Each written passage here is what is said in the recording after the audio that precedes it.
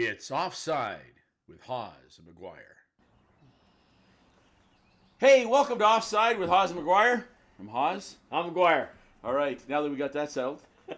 Finally. Finally, exactly. Hey, so a lot of things happening in Can the I hockey open world. this? Yes, we should do that. Yeah, we're going to open this. I'm going to crack a redneck, but he's going to go. He's actually gone baback to the old standby, an export This is by what you Molson. actually presented. That's how you present it. He's drinking the Molson. We're trying. What we're trying to do is bide our what do you call that? Hedge our bets. Yes, Hedge our because bets. Wayne Hall, who's Yeah. a very dear friend of mine, who is a key component of Molson's in Ottawa Okay, right yeah, now, okay. nephew of the Skinners, most notably Grant Skinner, Grant? who was Oh, is that- Molson okay, for yeah, years. yeah, This he is was, his yeah. nephew, Wayne Hall. Okay. You never know where a potential sponsor may look. That's right. It could be. It could And, be right there. And they know that We want more than beer, Liam. Do we? Yeah. Oh. Yeah. We need more than. We need more than just beer. Oh, It's okay. you drive a hard bargain, but Well, you know it's all right, then. it's no one ever said the Irish were known for their negotiating skills. Okay, damn it, All we'll right. get potatoes as well. Anyways, So, cheers, anyways, buddy. cheers. It's good and, to see you. And if the folks from Molson are watching, this is a really good investment. Really, it is. Yeah, Absolutely. Can't beat it. Okay, I'll be your so biggest endorser. that's right, in endorser, and so it's been Hey. a busy the last couple of days. Yeah, We got 2 days new, off. We got new GMs though. Yeah, man. We've holy got cow. trades. Yeah. We've got things, and we're going to talk about those. But the first thing I want to talk about, and we were texting back and forth during the game, okay? Yeah. About the Tkachuk hit, Yeah. okay? Yeah. And now I'm going to say what I think first. Okay. I think it was a clean hit. Yes. I think it was fucking brutal. It was brutal, but it was a clean hit. Okay. That being said, I agree with you. You can't let even a guy like Tkachuk hit your star player that way. Oh, yeah. You and I were texting, and I anticipated that when he got out of the box, that there would be a fight. You know, Yeah. that somebody would come after him, which typically we've seen in the NHL for the last number of years after a big hit. And it wasn't a fight immediately on the play. There was a scrum. Chuck ended up with one of his 3-game misconduct so far, or misconduct so he far. must have said something. I don't understand know, what the man. misconduct was for. Was it for his own personal safety? Well, I don't know. It's weird. I mean, Wayne Gretzky's comment was pretty funny. After he's doing what Yeah, we're doing, of course. exactly, Wayne's stealing a page from us. Well, Let's be honest. you know, let's face it. You know what I mean. He has a bit of money behind him. Yeah, a couple Yeah, bucks. yeah, a couple Anyways, he said it's the most tens he's seen since Nadia Comaneci in the '76 Olympics. And he'd know. I think he spent the evening with her. And he may have. I don't know. Not around. But Yeah. anyway, I don't think it was out of his protection. I think they're just looking at that time. It was earlier in the game, but in the third period. Yeah. But they were looking for any opportunity, I guess, to try and diffuse. Is what seems to be what these misconducts are supposed to be. But to your point, it was a clean hit. You and I were going back and forth. If noticeably, Paul Maurice, when Tkachuk did get back, he kept him on the bench for a couple shifts. Well, He didn't put him yeah. on right away. And when he did put him on, Tkachuk scored. That's right. He did right after. He scored. Yeah. And then did you notice what he did? He circled back around And he chirped. and behind. Yeah. Yeah. That's what he does best. Yeah. But look, Yeah. there's no doubt about it. As a follow up to what you're saying here, man, they got to play smarter hockey. Yeah. They got to play smarter hockey. They're out hitting Vegas almost 2-1, but they've got almost 2-1 in penalty minutes. It's like 84-44. And so you know, penalty minutes. and so I got a note from somebody who and it was also with it was a meme about what's a penalty, what's not a penalty, and how the same infraction on one team is not an infraction on another team, whatever. and the whole thing, the complaining thing. Yeah. I don't know. Listen, I can't say whether or not the refs suck because you know how I feel about refs. Okay, but they should not be making an impact on the game at the end of the day. But let's move on from there. I think what Florida's doing too much of is they are going hard and they're trying to finish. They're hitting harder. They're trying to do that, and as a result, they're putting themselves out of position. Where they used to have the forecheck, they'd finish their checks, but it was part of their mission. Now that's the mission, and they're forgetting about their checks. Like I mean, I don't mean to finish the check, but on their checks coming back. You know, the irony is, of course, they shouldn't even be here, but Allmark crapped the bed in round one, and Swayman should have gone in, and the Bruins blew it. and they gave up late You're goals. just being hurtful. I know. I'm sorry to regurgitate this all the time, but they should not be here. Yet here they are, and they ran Toronto and Carolina to an extent, especially Carolina. I think they ran them out of the rink. They did. They're trying to do that with Vegas, who have you seen the size of their defense? Yeah, big boys. Yeah. That Vegas defense are so impressive. Chris, do you know last game, the variance in ice time was 2 minutes and 3 seconds. Per guy. Between the 6 60. Between the 60. When do you see that? You never see that. No. You never see that. It's unfreaking believable what they do back there. And you know what else they are? They're all 6'2", 6'3", 6'4". They don't give a shit about Tkachuk and Bennett and these guys running around. They're laughing at them. Yeah. You know, if these guys really want to throw down, they'll throw. Yeah. You know, I expect maybe we'll see what happens. If Florida can still keep playing that way. Well, now Florida's there is at a home. war of attrition. You know how I love to say things remind me of things? Yes. Really? Remember that one time? Yeah. I love to say things remind me of things. And we'll see what happens tonight. But you want to talk about a war of attrition. The first modern expansion team to win the Stanley Cup was the Philadelphia Flyers in 1974 when they beat your Bruins in the final. Sorry, buddy. This keeps coming up, I know. I'm starting to bring back bad memories on a Saturday night in Coniston in 1974. Exactly. What was worse about that whole situation is my brother Dan. Yeah. He was a Philly fan. Was he really? Oh, he loved Bobby Clark. Come on. Oh yeah, he was a huge Philly fan. Okay. Okay. And my older brother, right? He's older, yeah. Yeah. But my other older brother, Jeff, he's a Boston fan, still is. Boy. As am I, right? Oh man. And so your dad must have been referee. Well, let's just put it this way. No, my dad actually never refereed. You know what my dad did for us? No. For Christmas one year, he bought boxing gloves. My dad, how'd you go at it? My dad was a Golden Gloves boxer when he was a kid, and he bought us boxing gloves. And my brothers, who are 5 and 6 years older, respectively, like they would fight each other, but then they would beat the crap out of me until I turned like 15, 16. Yeah. And then they'd moved out. But that's it. So, but my dad, no, there was not. We were like, there was not a. Yeah, he didn't stop things. It ended with somebody, upset, crying.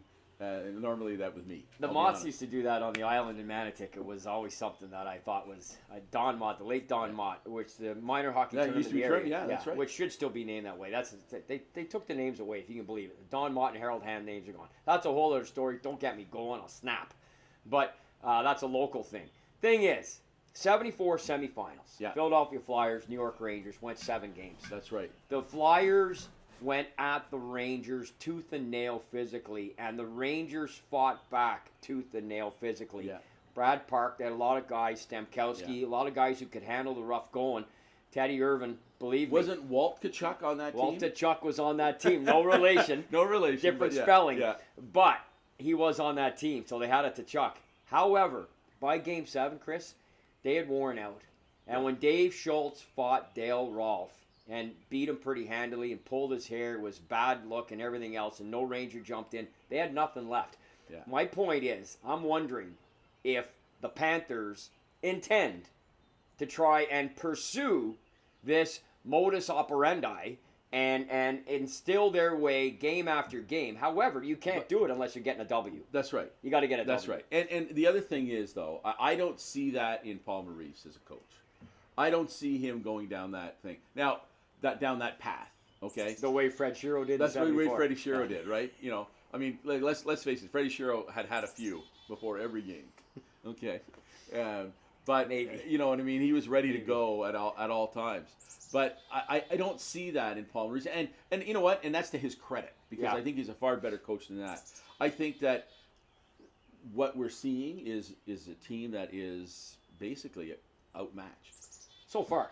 Outmatched. So far. And now we'll see, because now we're back in Florida, where in Florida, the energy of the stadium in Sunrise, Florida, is not exactly. It's not exactly Vegas, right? No, you wouldn't expect so, but they are back in the final for the. You know what's ironically, it's 27 years to the day.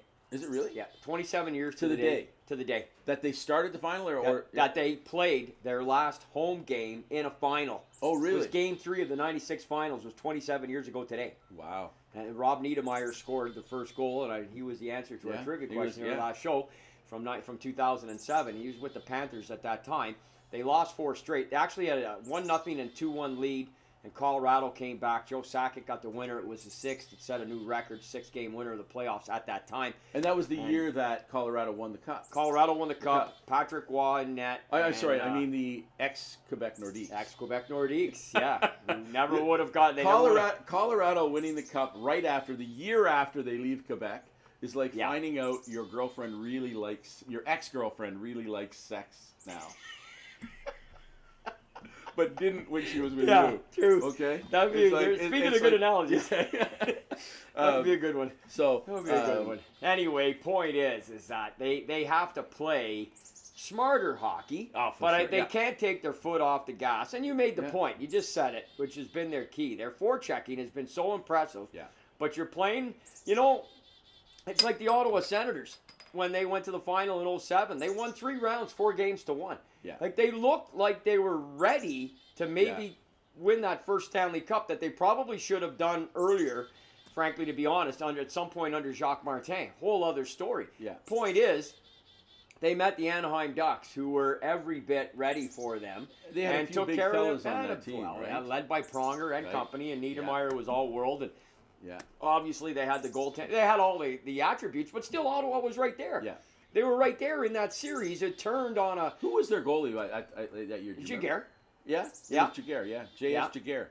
Yeah. John Sebastian Jaguar, something like that? Yeah, that's his name. Right. Yeah, that's his name. Conn Smythe 03. And when they went to the final and lost to New Jersey, and that was another one where New Jersey beat Ottawa in the semifinal on the late goal in Game 7 as well. I mean, anything can happen in the playoffs. But I mean, point is that Florida... They knock off the Bruins. They take it to the Leafs, which is everybody, everyone enjoyed that. Everybody loved that. Yeah. And then, you sweep Carolina, who has been sort of a darling type of fan, like not fan, but a lot of media darling team, because so many of the media can't skate across this room. They don't know anything about hockey. Right. And they don't realize you can't put together a team of ahos and pretty boys who can't hit to save their lives and don't want to check their way to a wet paper bag, and they got ran over. And unless they change the makeup of their team, everyone's talking about Toronto's got to change. Well, Carolina, who has got as gifted an offensive team as there is in the Eastern, certainly in the Eastern Conference, if not the NHL, they're right there with Edmonton in that respect. Need to toughen up. Yeah, I would say Brent Burns and and Chatfield aren't going to get it done for you. Not 38-year-old Brent Burns, who was never really overly his actual anyway. That's not his actual age. Do you know that? That's actually age. That's the last time he shaved. Yeah, could He's be actually true. 48. 48. Yeah, there you go. So there you go. So listen, this is interesting stuff. Kind of leads me to say that we're going to try and do something. I think this day in hockey history. Now, do you have anything left in the can? Like, you were telling me a bunch of things, but is there anything else that happened today? Well, I just shot that one there, but on Florida, which I think has got a great tie-in, obviously, to this series, because that was in the Miami arena. That was the height of the rat craze. And Florida didn't get a win, so a lot of people are saying, "Oh boy, they're now 0 for 6, and in Stanley Cup Finals games, they got to get a W." They've won 4 of their last 5 at the FLA Live Arena, so we'll see what happens tonight. I can't wait. But in terms of hockey history, Toe Blake got hired by the Habs on this day in '55. So I always look at things, Chris. From so where's he from again? Well, he's somewhere around your neck of the woods. Somewhere. In a now defunct town, right? Victoria Mines, which became part of Coniston. That's how that works. That's how it is. Yeah. So it's like Fort William and Thunder Bay. I think that's right. Similar, right? And like the town Gordie Howe is from no longer exists. I mean, I think it basically was obliterated not that long after he moved away. I think. Do you know what the sad part is? Which was Floral, Saskatchewan, by the way. Floral? Yeah. Yeah. It was very and I'll tell you this. This is something that it's going to happen. It's inevitable that we will no longer, as people keep moving, and by the time we're gone, Cars and Manotick and Osgood won't exist because it'll all just be, they'll be like regions. That's not going to happen in our lifetime. You don't think so? No. Yeah, well, not your lifetime, because you'll fight for it. But right. once we're gone, that's Okay. going to happen. Yeah, They'll people may be not gone. have the They won't- stomach to fight for the Yeah. communities that we were born and raised in. Or certainly my case, raised in out here. Those three villages, Cars, Mantic, and Osgood, will remain while I'm drawing a breath. So, but they are already officially part of Ottawa since amalgamation.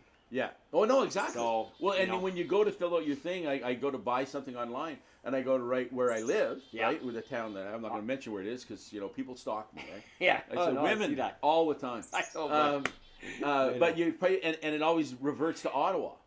It changes to Ottawa all the Really, time. eh? Yeah, actually, I write in. I've lived in Osgood now for 24 years. I write in Osgood all the time. Yeah. But people ask me where I'm from. I'm from the Cars Road, where I lived for 12 years. I lived in Manitic. So, but you're right. Yeah. Points well taken. Floral, the Seaway towns just got. Well, that's a little. They're underwater. Yeah, they're underwater. Farron's Point, where Side Identity, these identities are from these guys.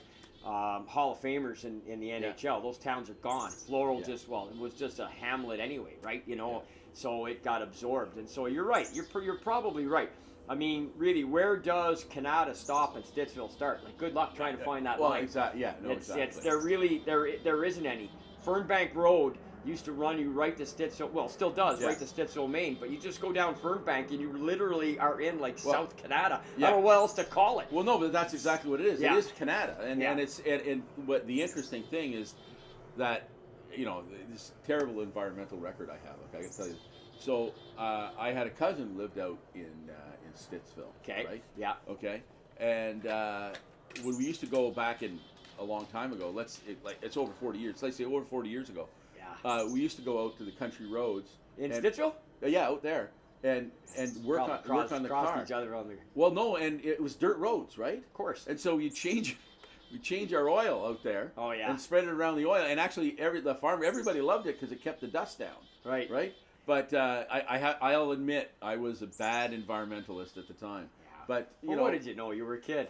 I was a kid. What did you know? But Stittsville used to be just a little town. It was just It was a little village. And Fernbank Road, the Bissonets lived there. Tommy, the header. Yeah. And Rory Bradley lived there, who I named my son after. Oh, is that right? Yeah. He grew up on a farm on Fernbank, and all those places are just like Fernbank. I was just there last week for the first time in a long time, and you cannot recognize where you're going on the road. I swear to God, I used to know.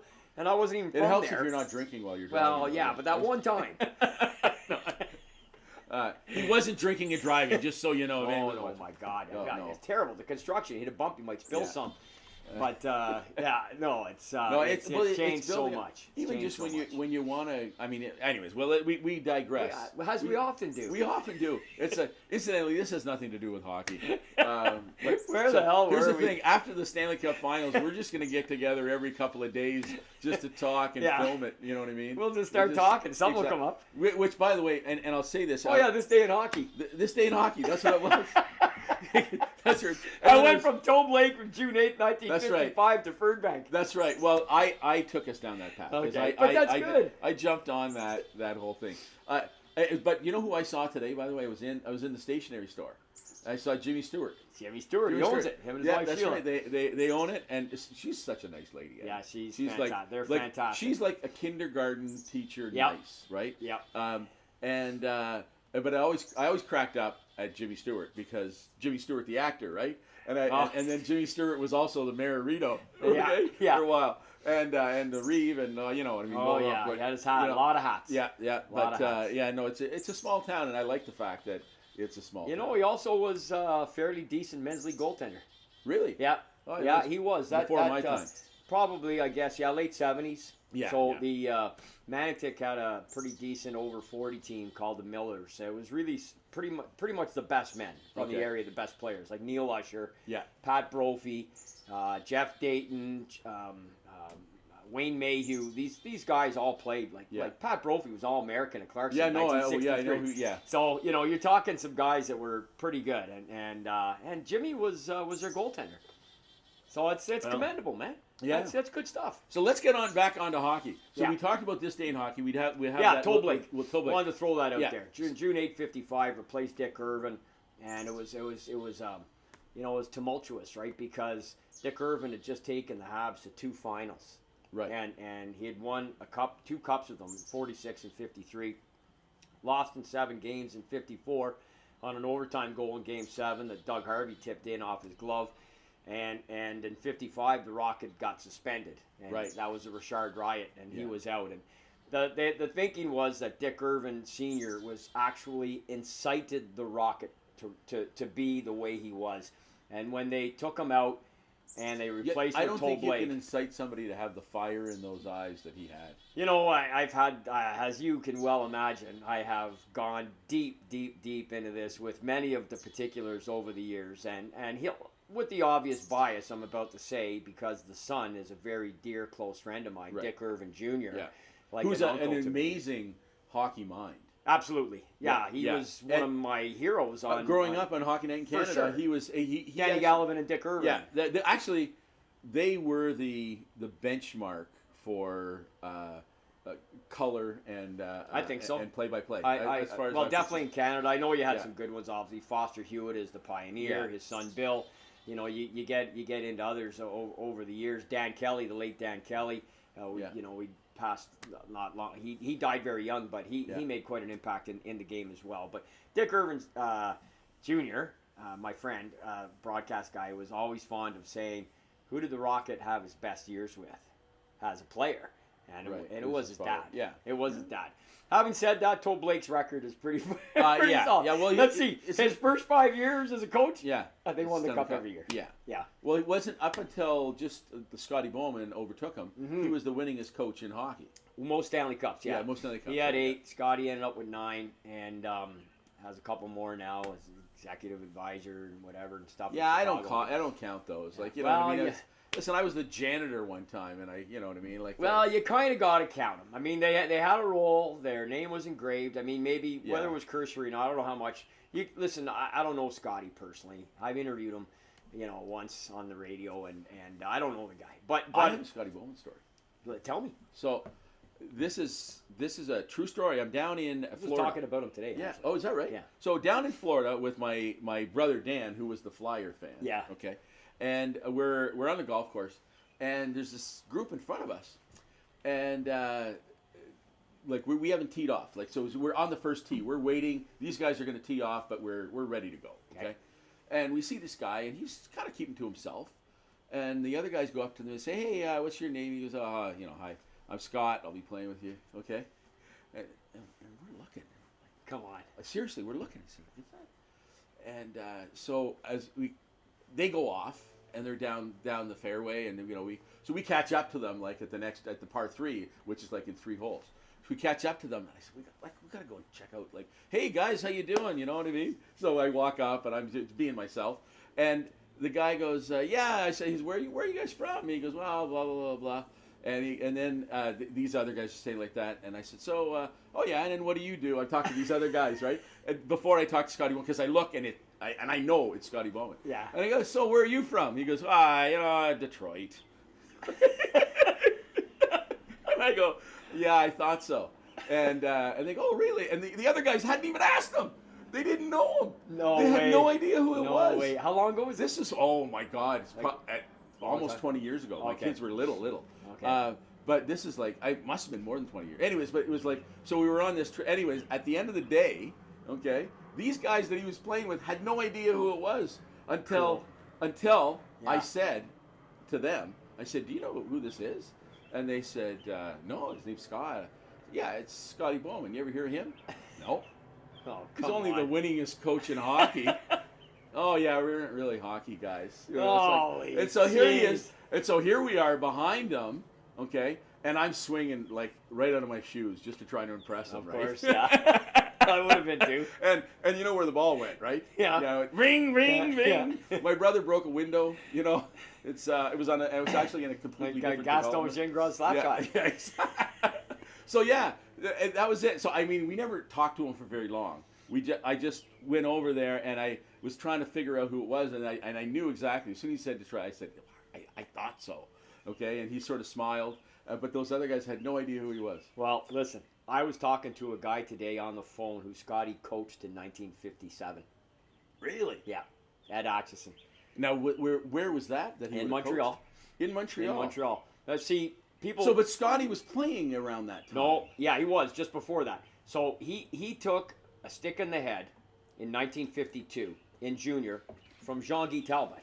Oh, You really? must remember the Okay, name. yeah. Who, ironically, Scotty and the St. Louis Blues later picked up as a yeah. player. It was like 16 years later. Most people think that the injury, and I used to as well. I got to credit Eddie Hebert. Eddie Hebert was the guy who said, Liam, check those records. Scotty played after, and this was a long time ago. Eddie told me that, because I always was under the impression that basically ended Scotty career, playing. Yeah. No, he did play, but what it did was it ended him as a real legit prospect. Yeah, right. Exactly. He played out the rest of the junior. He got in. I don't know, man. It wasn't management, but he got into minor hockey. Anyway, he was hired. He was in the Montreal Canadiens. Said they would pay for him to do other things if he wanted. You know, he was a prospect for them. Okay, yeah. When he got hurt, he was playing in their junior program. I think he obviously signed an A, B, or C form with the Habs. Right. It's probably around 1950, more than likely. I don't know the exact year. Well, and that was the time when they had the whole development program mapped out too, right? Like, didn't they have that right from almost friggin' bantam on? You'd play, and then you'd move up to the junior. Well, you still had to be signed. Oh, okay, you still had to be signed. That's why players from Montreal or Quebec played for other teams. Right. Right? Yeah. So they could come in just like they did with Marcel Pronovo or Jean Rattel or Roger Aubert or Bernie Perrant or tons of others and who were picked up by other NHL teams and signed. You still had to be signed. Scotty was obviously signed by the Habs. When he got hurt and there was nothing beyond his junior career, he may have had a cup of coffee with the Royals in senior. I'm not sure. Anyway, he got coaching, junior. And he was coaching a Montreal team, NDG, not to the damn Ticketas. It's a subdivision, West. I know West, you know where it is. And anyway, this Ed Atchison guy, his son-in-law is a man named Chuck Daly. He was former teacher at St. Pius. He was a year ahead of me as a student. And Chuck sent me a message, said, hey, Ed, my father-in-law, by the way, Liam, I don't think I ever told you. He played junior in Montreal, and Scotty coached him for a bit. I said, well, who did he play for? And he told me his team. I said, I heard of that team, but Scotty never coached that team. And he said, no, Scotty took over. My grandfather's going to be, or my father-in-law is going to be visiting. He'll give you a call and he'll talk to you. And I said, I'd love to hear the story. So they phoned me today. Oh, really? And we had a chat on the phone. We talked for like 20 minutes. It was fascinating. So their coach got suspended. It was a bench clearing brawl. He was implicated as the coach. He got suspended for the rest of the season. The best we can figure, unless we could ever talk to Scotty to confirm it. Yeah. Well, I'll be golfing soon. Yeah, so you'll probably see him. The best we could figure is that because these two teams were both junior teams in the city of Montreal, which was not uncommon. Right. Toronto had two for the longest time. Yeah. They had the St. Mike's and the Marlies, right? So he thinks that they just said, let's have Scotty coach both teams. And try and coach both teams because there was only a few games left in the season. Just behind the bench to have Just to have it. They needed somebody experienced behind the bench. So this guy Ed, he's 84 years old. I'm on the phone with him today for an extended period of time, and he tells me that he talked to Scotty about playing after, and Scotty said, "You got a chance to go to Loyola?" And he said, "Yeah, you've got your schooling mapped out. Go to school. Go to school." Because telling him, like he told me today, he said. He was just telling me in a nice way. I just wasn't good enough. Right. So he went to school and he got a degree in engineering. Became a civil engineer. But he's got silver hair. He's got silver hair. Yeah. So he became a civil engineer. He probably made more money than a hockey player did. Very successful. Yeah. Very successful. And today on the phone, we're talking about Scotty Bowman, and he's telling me that if he ever got a chance. Or if I ever see him, he said, please tell him. He'd probably never remember me. I said, you'd be surprised. Yeah. Scotty's like Dick Irvin. Is that right? Oh, Dick I can attest to because he's, I know him. I know him. I've been on radio and TV with him billions of times, and he loves history and he knows it very well. Scotty is allegedly in that same vein. Oh, really? I've heard him on the air. We've all heard him on the air. Like he's got an encyclopedic memory, which I'm always credited with as well. Only thing is, he lived through his. Yeah, the thing is, yours is Encyclopedia Brown. Right, that's right. Remember those ones when they came to the door? Yeah. No, you wanted to buy the other ones. Yeah. Anyway, I just thought it's unbelievable how that all turned out of Toll Blake being hired today. So, But Scotty was in that Montreal organization. You have to tell people. He started coaching junior in '56. He didn't go to the NHL till 67. That's right. So St. you know, Louis. That with was St. his Louis. first NHL job. Yeah. As a head coach. He didn't even start as an assistant. No. He jumped right in as a head coach. Well, Lynn Patrick, I told Ed and his son-in-law Chuck today the story. What happened was Lynn Patrick was well aware historically of what was going on here. Modern expansion, 6 teams, St. Louis Blues. Lynn Patrick wanted to take this team out of dry dock. He wanted to be not only the first general manager, he wanted to be the first coach as well. Okay. And this is my understanding anyway, is that Lynn said, look, I'm going to coach the team for a couple months, then I'm bailing Scotty and you can take it. Okay. So that's how I understand it, because Scotty took over at some point in, I believe it was around November of 67, as the head coach of the St. Louis Blues, after Lynn had coached the first, 10 games or 15 games or something. So if you look under their first season, you'll see both of them are listed as head coach. And then, of course, Scotty, somebody had to win the West and go to the final. That's right. And at that time. And get waxed 4 straight, which they yeah. did all 3 years, even though 68 was close. All 4 games were by 1 goal, 2 of them in overtime.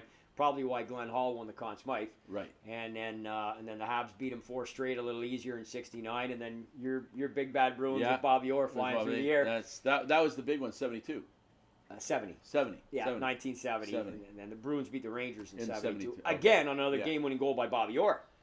Well, that fella could play. He wasn't bad. Yeah, he's pretty good. Yeah. It's pretty good. I still have that, because I've never met Bobby Orr, right? Yeah. Okay? And I still say that he wants to meet me. You know what? Here's if I ever met Bobby Orr, I'll be honest. I don't know that I could talk. And you know I can talk. Everybody knows I can talk. Oh yes. Okay, but I honest to God, I had the Bobby Orr bedspread, the Bobby Orr calendar, the pajamas. I had he was on my pajamas. He inspired hundreds of thousands.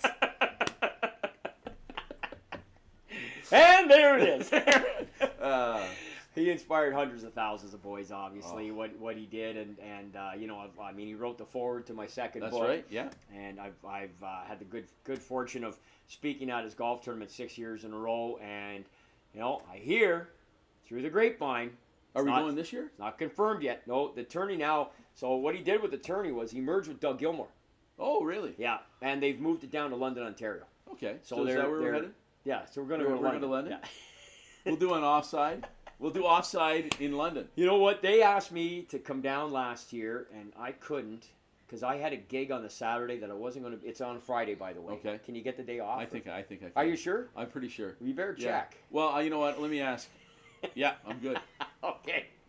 Well then, and maybe we'll go play. And you want to go play and meet Bobby? Absolutely. You know what? I'm in. Are you kidding? I would love that. I'd be like, can I bring the old clubs? Well, why not? Yeah. Now, speaking of Doug Gilmour, by the way, and coaches, Pat Byrne became Coach of the Year because of Doug Gilmour. In my opinion, because you know what he said? Yeah.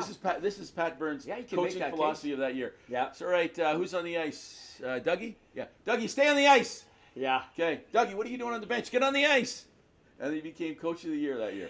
Doug Gilmour was a tremendous hockey player with so much grit and integrity and skill. Phenomenal. I mean, the guy was tireless too. He must have had. He was probably in one of the best shapes of any player of that era. Because he logged ice time, unbelievable. I think he just had a heart that was incomparable. Really, I think it was. I mean, obviously he was small in stature and he lost a ton of weight almost every playoff year that he could probably ill afford to lose. But his will to win was second to none in his era. It's the guy deserves every accolade and superlative. Oh, for sure. I'm glad he got that cup in Calgary. We know he didn't win another one, but obviously the run with Toronto was unbelievable. And you're right. Yeah. Look, Pat Burns won 3 Jack Adams on 3 different teams. He's the only guy to do it. Speaking of which, I mean, Jacques Demers won his second, was awarded it today, on today's date, 1988. He's still the only guy to win 2 in a row. But Pat Burns won 3 with 3 different teams. And was Demers in? Demers was in New Jersey. No, he was in Detroit at that time. Oh, okay. Jacques Demers was in Detroit at that time, and they won. He won the Jack Adams in '87 and '88. They went to semifinals a couple years in a row. Stevie was just a kid. They had the, Probert, the guys all well, it was allegedly broke curfew and things went south from there. They weren't going to beat Edmonton anyway. You're telling me there was a hold on, let me take a drink now. Yeah, a hockey player that broke curfew? It's that one time. The one time. Yeah. It's there's an old story. I don't know if you've heard this one. Did you tell me this? Something about the hockey stick? Yeah. About the hockey stick? That's Scotty Bowman's. Yeah, Scotty special. Bowman's. Yeah. Give the stick to the security guard, have him get everybody to sign the autograph after 11 o'clock. That's right. And that's who all the guys broke curfew. I love that story. Larry Robinson told me the one that he was coming with Yvon Cournoyer. I mean, it's a senior statesman on the team. They're coming back from somewhere, and they got a case of beer. They're going up to the room to party with a bunch of the other guys. They got a case of beer. They just happened to hear Scotty's voice up at the top of the escalator. So they panicked. They were already a couple steps up. So they're backtracking on the escalator, and they put the case of beer down, and they're down. They go, oh, shit, the beer's going up. And they're on the escalator, and the beer gets up to the top. When Scotty's there, and he picks it up. He says, I know you sons of bitches are down. I'll find out who it was. And they didn't get caught that night. But I'm going to see Larry Robinson tomorrow. Are you? Yeah. Sens Alumni Golf Tournament. Okay. I'm emceeing. Very honored and pleased to have that opportunity. And there's going to be just a ton of alumni there, including Billy Smith, Hall of Famer, Stanley Cup winner. So he'll be there. Jimmy Kite, lots of guys. Right. Brad Brown, tons of guys. Actually, the tournament that I did yesterday, Jason York was there. Oh, yeah, he'll be there tomorrow, too. So there you go, Yorkie, yeah. All right. Yeah, right on, small man. World. Yeah. Yeah, he actually he signed a hat for somebody. Did he? Well, the guys that call their cup winner. I know, absolutely. Drafted NHL, played I think it was NHL great. over 700 games. Yeah, no, it's great. Your tournaments are a little better than my tournaments, though. You get the Sens alumni, you got all the things, you got all the trappings, you got. You get catered. You probably have things like puffy things they serve. They probably go around at every hole and say, "Would you like some caviar, Mr. Maguire?" I don't think so. I don't think so. It's not that type. Oh no, it's a pretty hardcore. There's a fun game. time. There's a game. game. There's we a game starting. Yeah. So you know what? We didn't cover all the things. We got sidetracked. You take us down the rat hole all the time. I know, man. It's 1,000% my fault. Yeah, that's right. Just want to finish on this note then and talk about Marchessault really quickly. I know we got a couple minutes till puck drop. I don't know who's still watching, but Marchessault is a guy who was never drafted, Chris. Signed as a free agent by Columbus, traded to Tampa, ends up in Florida, picked up on waivers. The guy still credits Patrick Waugh, junior coach, with tough love, who just won a Memorial Cup, his second one with Quebec. And Marchessault, who's in the Conn Smythe Trophy running. We'll see how the rest of the series goes. But here's a guy listed at 5'9". We all know what that means. He's probably really 5'8". Yeah. And 183 pounds, whatever. I'm sure he's less than that right now in the fourth round of the playoffs. That said, hasn't he just been fantastic? Yeah, absolutely. I didn't know that he was not. I didn't know that he was an undrafted. Never drafted. You look how late in the draft Doug Gilmour went, and you look at how late, because you mentioned his name, how late some of these guys went in the draft. Man, perseverance, dedication. Current coach of the Montreal Canadiens was an undrafted player. Yeah. Martin St. Louis. Yeah, Marty St. Louis, Hart Trophy winner, Hall of Famer, Stanley Cup winner. He was in Vermont. Yeah. He was playing in Vermont. Adam Oates. Adam Oates, one of the greatest passers. Never drafted. One of the greatest passers in NHL. Yeah. I have to say, he was a beautiful hockey player. And not just because he played for the Bruins. He was a great hockey player when he was with the Caps. Okay. Well, some people might have thought he was pretty good in St. Louis. I don't know. Well, Hull and Oates, it wasn't a bad combo. Right. Yeah. But yeah, he did pretty good with Cam Neely too. Yeah. Yeah. Okay. So we're done, right? I think so. We're done. Yeah. Okay. This has been Offside with Hawes and Maguire. I'm Hawes. I'm Maguire. G'day.